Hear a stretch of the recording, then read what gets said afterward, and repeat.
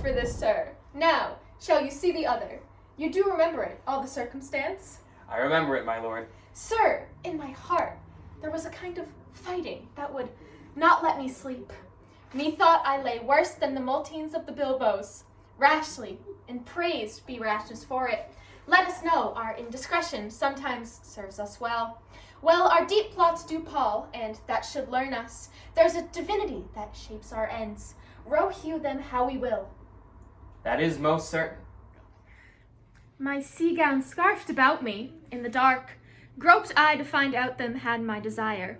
Fingered their packet, and fine withdrew to mine own room again, making so bold my fears forgetting manners to unseal their grand commission where I found Horatio, oh royal knavery, in exact command, larded with many several sorts of reason, importing Denmark's health in England too. With ho, such bags and goblins in my life, that unsupervised no leisure baited. No, not to stay the grinding of the axe, my heart should be struck off. Is it possible? Here's the commission. Read it at more leisure. But wilt thou hear now how I proceed? I beseech you.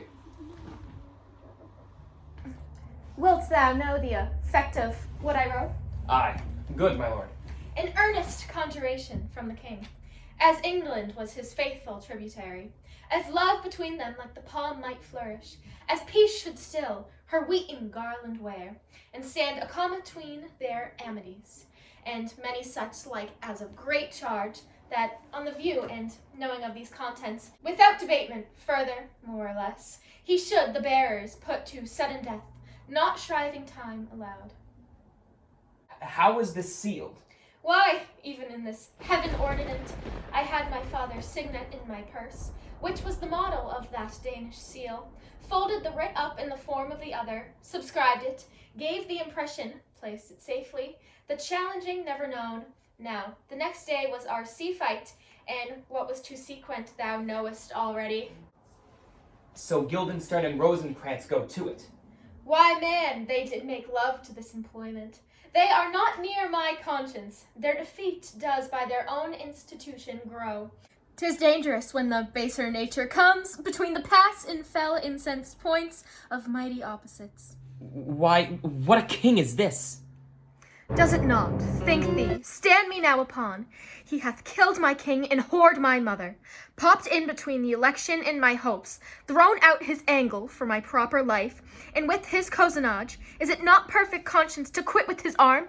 And is it not to be damned to let his canker of our nature come in further evil?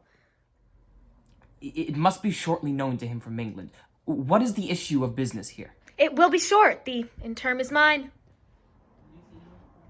And a man's life is no more than to say one, but I am very sorry, good Horatio, that to Laertes I forgot myself. For by the image of my cause I see the portraiture of his. I'll court his favors, but sure, the bravery of his grief did put me into a towering passion. Peace. Who comes here?